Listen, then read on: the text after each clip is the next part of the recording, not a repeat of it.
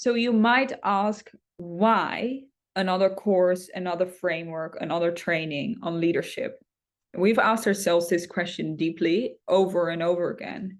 And why do we think that conscious leadership is so important in today's world for not only systems at large, but individual health, well-being, and genuinely thriving of our human species on this planet without destroying the planet, but actually working with it?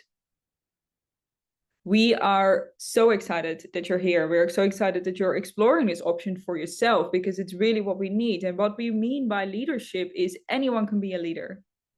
Anyone that is aware that their actions influence their environment and is conscious of that is what we refer to as a conscious leader. It doesn't have to be in a work context, even though it might be expressed there. Could also be expressed in parenthood, could be expressed in relationship, could be expressed in creative endeavors. It could be expressed in all sorts of forms and ways. But the definition of conscious leadership that we take is that of someone that is conscious and aware of their actions in the world, is aware of themselves and what's driving those actions. Now, the reason that we see so much importance in today's society for conscious leadership is because we see that the old frameworks are failing us. The frameworks of leadership out there, most of the frameworks out there are failing us.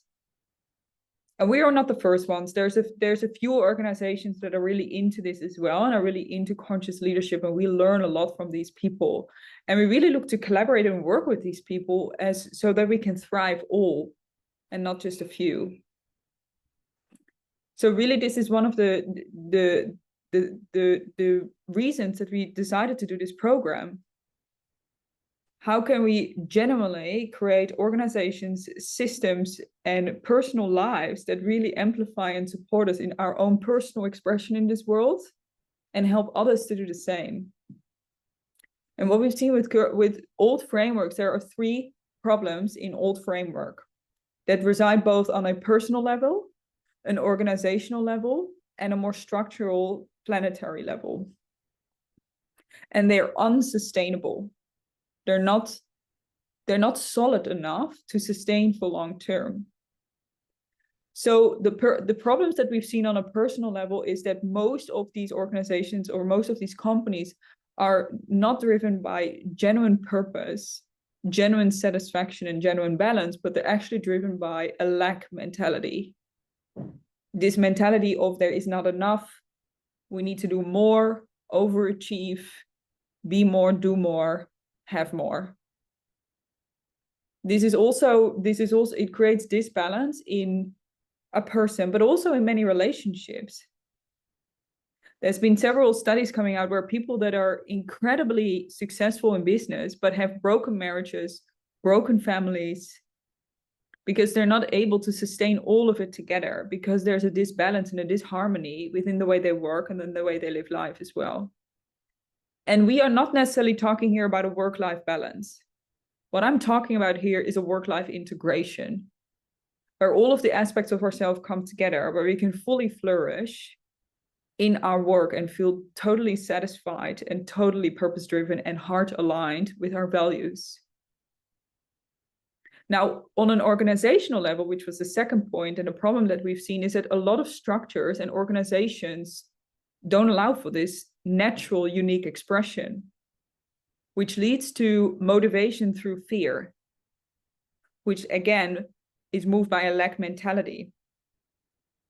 And because when people are in those teams or in those businesses are being motivated by fear, there's a lot of friction and uncomfort and miscommunication and simply dissatisfaction within these teams. Also, there's a lot of competition. Who's better than who? Are we actually working together, or are we competing with one another? And it really is driven by this win-lose mentality. Who's winning, who's losing?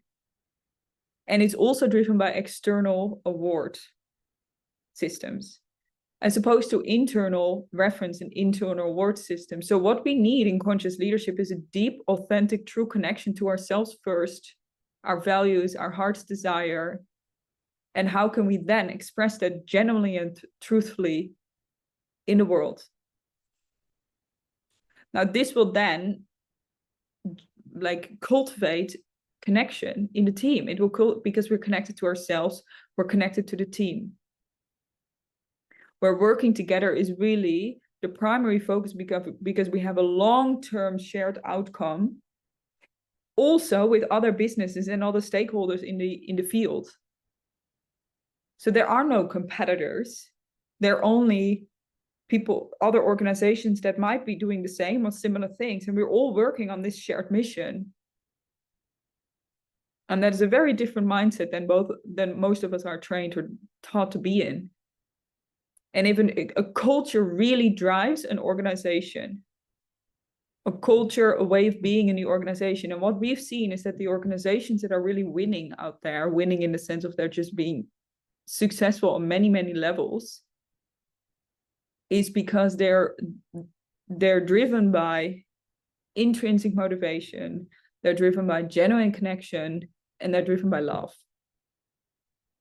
And it's like love in a business. Yes, it's a very, very, very important aspect of business.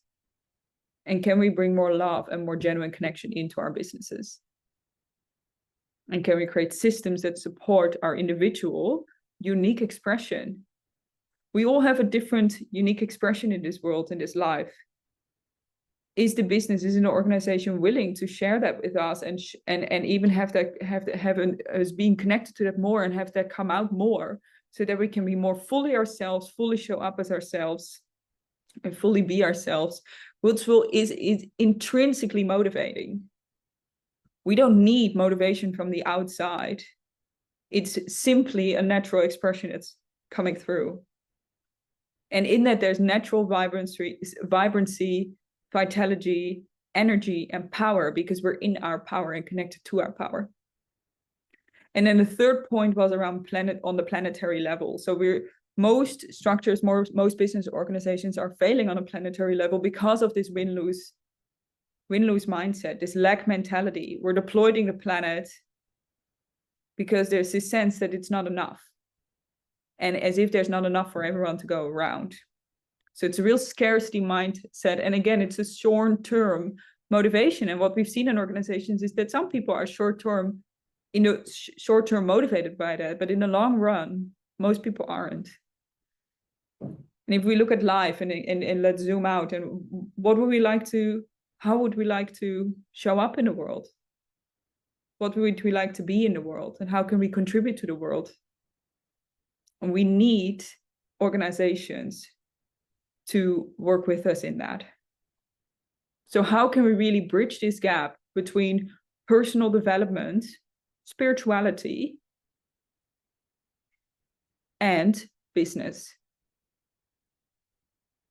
Business is the means through which we can express ourselves.